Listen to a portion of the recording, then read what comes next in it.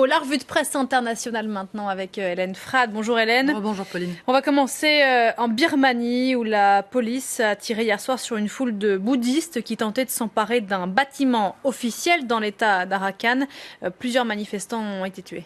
D'après Le Monde, c'est l'interdiction d'une manifestation de nationalistes qui aurait déclenché la colère de la foule et les débordements qui ont été réprimés.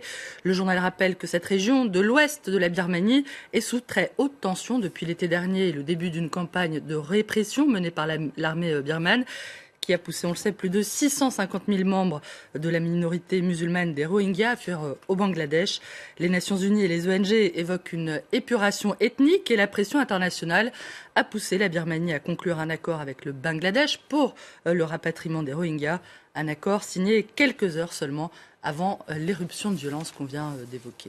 Des violences qui risquent à leur tour d'alimenter la défiance avec laquelle cet accord a été accueilli. The Daily Star au Bangladesh ne cache pas son scepticisme et affirme que des nuages planent toujours sur le rapatriement des Rohingyas en Birmanie.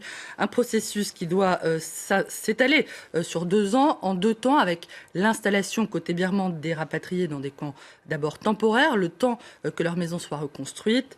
Mais le quotidien Bangladesh fait part de ses doutes, non seulement sur la volonté des autorités birmanes de trouver de réelles solutions pérennes et décentes, mais aussi sur la sécurité des rapatriés. Des défis immenses doivent encore être surmontés, a estimé pour sa part le porte-parole du Haut-Commissariat de l'ONU aux réfugiés, cité par The Daily Star. Au Royaume-Uni, The Guardian est franchement critique. Cet accord, estime le journal, est un mauvais accord conclu dans la précipitation, je cite. Le quotidien rappelle que les parlementaires britanniques ont publiquement évoqué le manque de confiance inspiré par les épisodes précédents de déplacement et de retour de Rohingyas en Birmanie.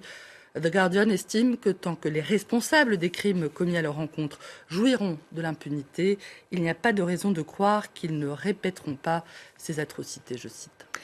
Tout autre chose à présent, la mise en garde du FBI au gendre de Donald Trump qui s'appelle Jared Kushner, le fameux Jared Kushner qui aurait été averti des liens de l'une de ses amies qui est l'ex-femme, il faut suivre, du milliardaire Rupert Murdoch, liens que cette femme aurait eu avec le régime chinois. Dites-nous tout. Cette révélation entre guillemets lundi du Wall Street Journal qui précisait que cette mise en garde avait été adressée à Jared Kushner il y a 1 an, c'est-à-dire au moment où Donald Trump est arrivé à la Maison-Blanche, est largement reprise depuis par la presse américaine, notamment par The Washington Examiner, qui met en doute toutefois la crédibilité de ce scénario d'une Wendi Deng Murdoch espionne pour le compte de la Chine, et qui relève aussi, avec une certaine malice, le fait que The Wall Street Journal appartient à son ex-époux, Rupert Murdoch, avec lequel elle n'est, semble-t-il, pas dans les meilleurs termes, ce dernier l'accusant de l'avoir trompé avec l'ex-premier ministre Tony Blair.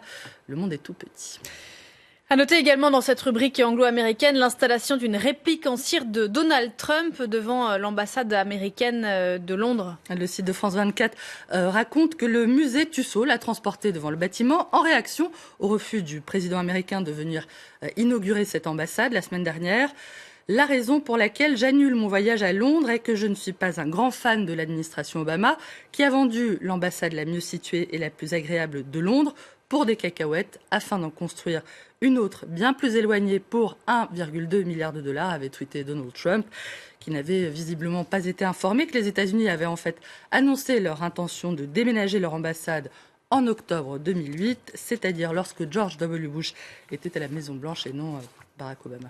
Allez, un mot de météo pour terminer. The Telegraph, Pauline rapporte que les températures dans l'est de la Russie ont été si froides ces derniers jours qu'elles ont fini par casser le thermomètre électronique tout neuf que le village d'Oymyakon en Sibérie venait d'acheter. L'endroit est connu pour être le plus froid de la planète. D'après The Telegraph, le thermomètre en question indiquait la température vertigineuse de moins 62 degrés Celsius au moment où il a rendu l'âme. Sachez que la température la plus froide jamais enregistrée sur Terre est de moins 93,2 degrés Celsius en Antarctique.